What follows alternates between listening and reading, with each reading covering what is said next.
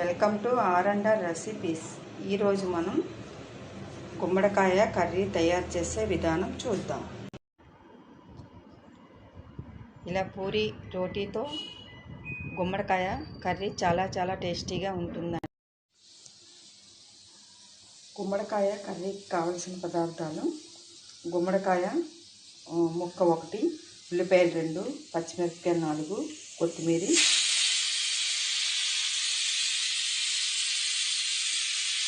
ఇవన్నీ చిన్న ముక్కలుగా కట్ చేసుకోవాలి. కళాయి పెట్టుకున్నాను, కళాయి వేడెక్కింది. ఇప్పుడు పోపులు వేసుకోవాలి.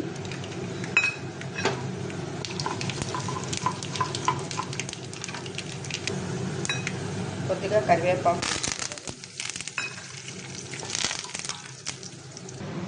కట్ చేసుకున్న గుమ్మడికాయ ముక్కలు, ఇలా తొక్కలతో కట్ చేసుకున్న గుమ్మడికాయ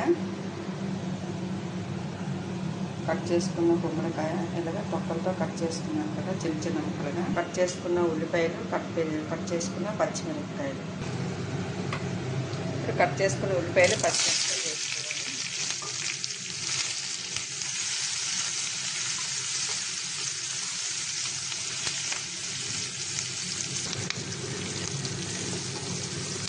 లైట్ బ్రౌన్ కలర్ వేగినంత వరకు వేయించుకోవాలి.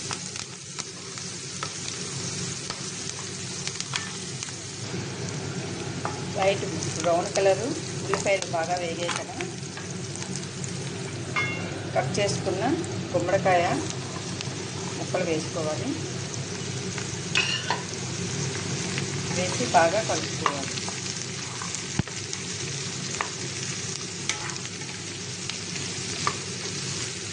ఇలా ఈ గుమ్మడికాయ కర్రీతో పూరి, చపాతీ చాలా టేస్టీగా ఉంటుందండి.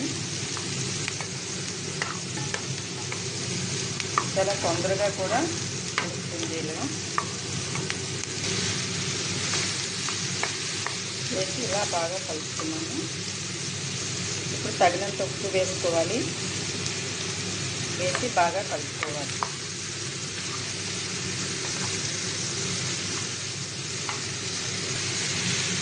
హై ఫ్లేమ్లో 2 నిమిషాల పాటు మూత పెట్టి ఉంచాలి.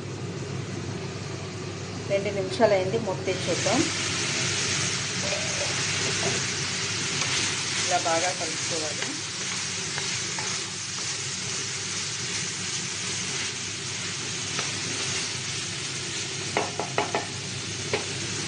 ఇప్పుడు లో ఫ్లేమ్లో 5 నిమిషాల పాటు మూత పెట్టి ఉంచాలి. 5 నిమిషాలు అయింది, మూత తీసి చూద్దాం.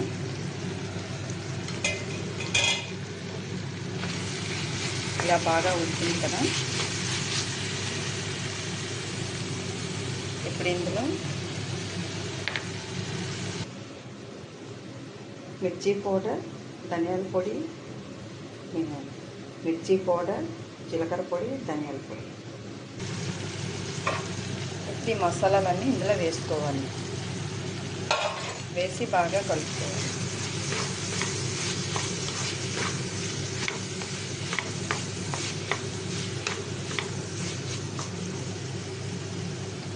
ఇప్పుడు చింతపండు కొద్దిగా రసం వేసుకోవాలి.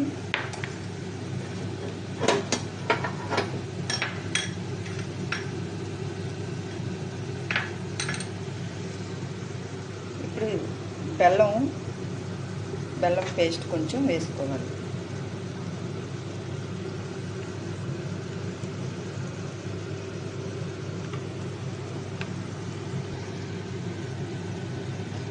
బెల్లం పేస్ట్ వేసాం కదా, ఇప్పుడు మొత్తం అంతా బాగా కలుపుకోవాలి.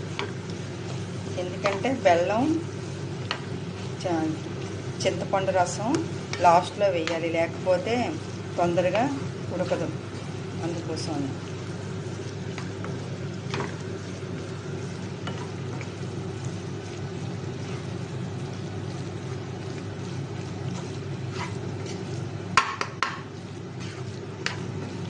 ఇలా బాగా కలుపుకోవాలి. బాగా కలుపుకున్నాం కదా, మూత పెట్టి ఒక 2 నిమిషాల పాటు లో ఫ్లేమ్లో పెట్టాలి. 2 నిమిషాలు అయింది, మూత తీసి చూద్దాం. ఇప్పుడు కట్ చేసుకున్న కొత్తిమీర వేసుకొని బాగా కలుపుకోవాలి.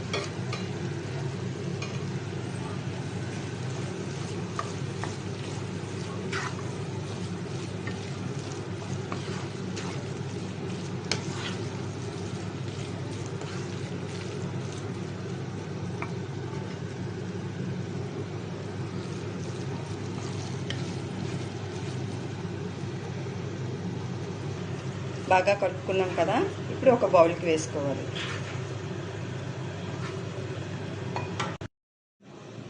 గుమ్మడికాయ కర్రీ రెడీ అండి. ఆరోగ్యానికి చాలా మంచిది. మీరు కూడా ఒకసారి ట్రై చేయండి. ఈ వీడియో మీకు నచ్చినట్లయితే లైక్ చేయండి, షేర్ చేయండి, సబ్స్క్రైబ్ చేయండి.